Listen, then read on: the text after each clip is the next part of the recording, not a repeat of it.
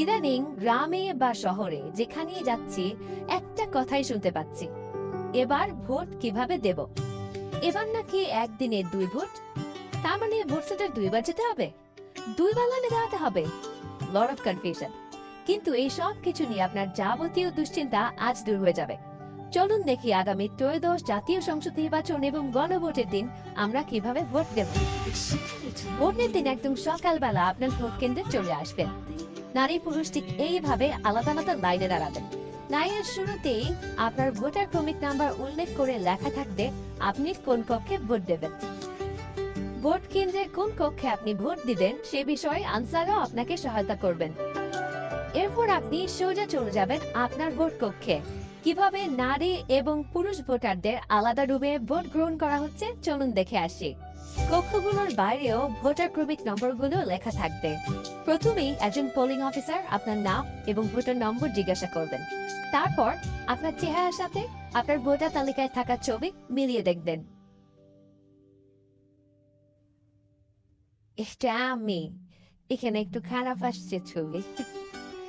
বাবার নাম আনসুল জামান, voter Ayesha Khanam, voter নাম 0157। প্রথম পোলিং অফিসার আপনার নাম এবং ভোটারের ক্রমিক নম্বর জোরে উচ্চারণ করবেন যেন কক্ষে থাকা সহকারী প্রিজাইডিং অফিসার এবং পোলিং এজেন্টরা শুনতে পারেন। এরপর দ্বিতীয় পোলিং অফিসার আপনার আগুনে অমুখনীয় তালি লাগিয়ে দেবেন। তারপর আপনি চলে যাবেন সহকারী প্রিজাইডিং অফিসারের টেবিলে। প্রিজাইডিং অফিসার আপনার ভোটার নাম্বার লিখে আপনাকে 2টো ব্যালট পেপার দেবেন। জানি এবার গণভোটের জন্য গোলাপি ব্যালট আর সংসদ সদস্য নির্বাচনের জন্য সাদা কালো ব্যালট।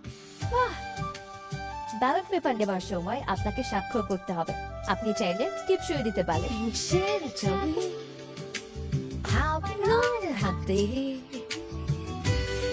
ব্যালটের সাথে দেওয়া হবে সিল মারার জন্য একটি রাবার স্ট্যাম্প।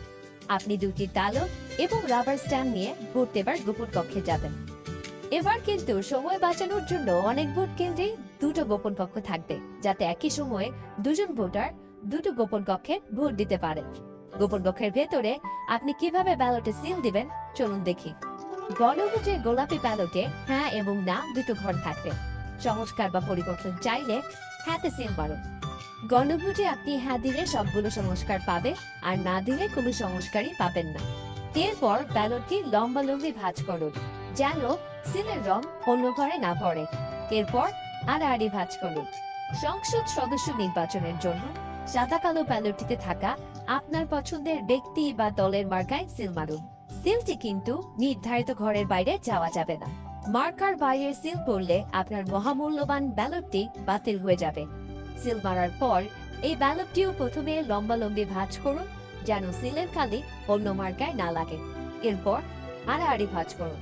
এবার গোপন কক্ষ থেকে বের হয়ে স্ট্যাম্প দিয়ে সহকারী প্রিজাইডিং অফিসারকে ফেরত দিন এবং একই ব্যালট বক্সে 2টি ব্যালট পেপার ফেলুন। ব্যাস হয়ে গেল একদিনে 2 ভোট। একদম সহজ, তাই না? তাহলে নিশ্চিন্তে ভোটের দিন চলে আসুন আপনার ভোট কেন্দ্রে আর ভোট দিয়ে বুঝে নিন দেশের মালিকানা, দেশের চাবি আমাদের হাতে।